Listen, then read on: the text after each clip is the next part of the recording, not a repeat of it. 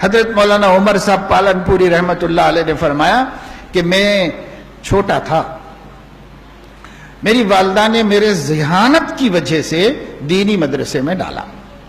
ماشاءاللہ ان کی والدہ دیہات کی ایک خاتون تھی، لیکن کتنی سمجھدار تھی اس کا اندازہ کریں وہ مولوی لوگ جن کے سب کے بچے اسکولوں میں پڑھ رہے اس زمانے میں۔ ہر مولانا یہ کہہ رہا ہے بھائی ہم کیا پائے بول کے پڑھ کے لکھ کے بابا عالم بنائے، مدرسے میں 2000 مل رہے وہاں 3000 ہونے کے، اپنے بچوں کو تو اچھا پڑھاؤ لکھاؤ۔ اللہ ماشاءاللہ اکثر علماء کے بچے عصری تعلیم ہی حاصل کر رہے نا۔ ذرا سوچئے کہ حضرت مولانا عمر پالنپوری کو ان کی خالہ بمبئی میں رہتی تھی، پالنپور میں ان کی ماں رہتی تھی۔ وہ چھوٹا گاؤں تھا، اب بھی کوئی بہت بڑا شہر نہیں ہے، وہ اس زمانے میں چھوٹا گاؤں تھا۔ یہاں سے لا کے بمبئی میں ایک مشنری اسکول میں اپنے بچوں کے ساتھ شریک کر دیا۔ 2 سال مولانا پڑھے وہاں پر۔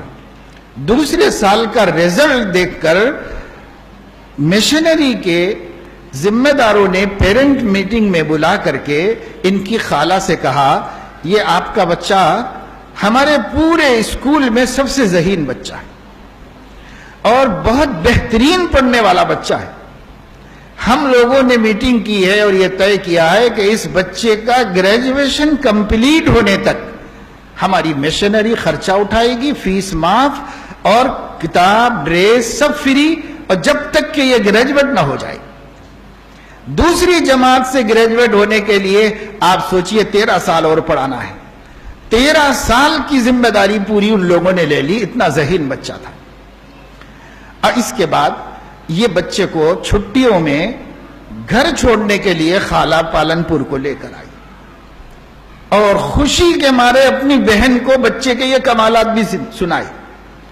اس کو سنتے ہی وہ دیہات کی بھولی بھالی ماں کیا کہتی ہے، آج ہم میں سے ہر ایک کو سوچنے کی ضرورت ہے۔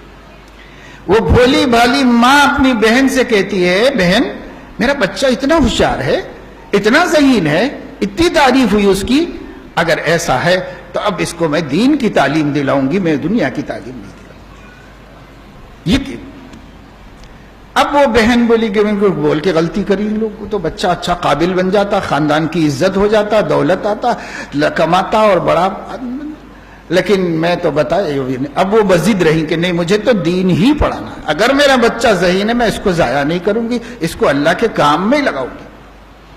چنانچہ اس ماں کی قبر کو اللہ تعالی ٹھنڈی فرمائے جس ماں نے امت کو ایسا بڑا عالم دیا، آج اس مدرسے میں ڈال دیا۔ مدرسے میں 30 ابتدائی عالم کورس میں داخلہ ملا اور وہاں پڑھنے جا رہے تھے، چھوٹی سی انجمن ہوئی۔ ایک دن جمعرات کو روز پوچھتی تھی کہ آج کیا پڑھا بیٹا، خود سمجھتی کچھ نہیں تھی مگر پوچھتی برابر تھی۔ ایک دن کہنے لگے بیٹا آج کیا پڑھے، کہا ماں آج پڑھائی نہیں ہوئی، آج انجمن ہوئی۔ کہا انجمن کیا ہوتی ہے، کہا اس میں سب لوگوں کو تقریر کرنا پڑتا ہے۔ آپ نے بھی کی؟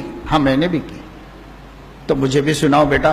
پلو لوڑ کے مولانا کا بیان ہے، ادب سے بیٹھ گئی اور پھر یہ کھڑے ہوئے اور جیسے انجمن میں انہوں نے 2 منٹ کی ایک تقریر کی تھی وہ تقریر ماں کے سامنے کی۔ تب ماں کی آنکھوں میں آنسو تھے اور یوں کہہ رہی تھی بیٹا تو ہمت نہ ہار، آج تو نے صرف ایک اپنی اماں کو ایک آدمی کو تقریر سنائی ہے، انشاءاللہ میرے اللہ نے چاہا تو 4 لاکھ آدمیوں کو سنائے گا۔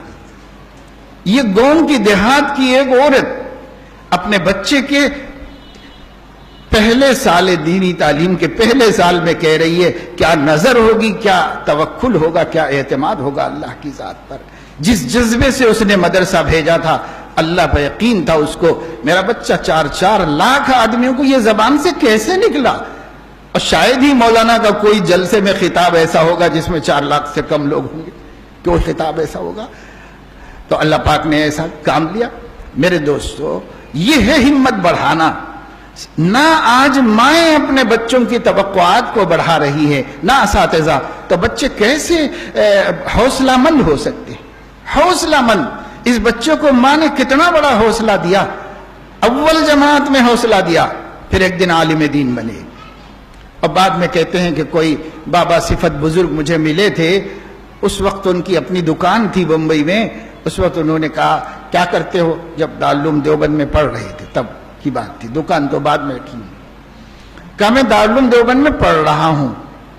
تو اس اللہ والے نے جو مجذوب صفت کوئی بزرگ تھے, انہوں نے مولانا سے کہا کہ اچھا تم علم دین حاصل کر رہے ہو, قرآن بہت کثرت سے پڑھا کرو اور قرآن کریم میں تدبر کیا کرو, خدا تمہاری زبان میں اثر دے گا.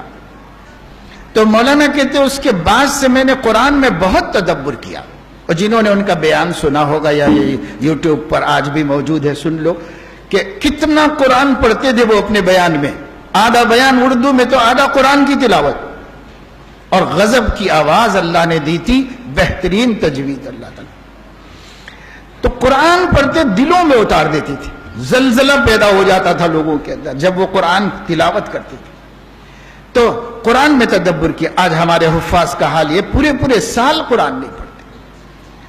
هي الحلقات تحفظني بآيات من القرآن, هي الحلقات تملأني بحب المصطفى العدنان, هي الحلقات تحفظني بآيات من القرآن, هي الحلقات تملأني بحب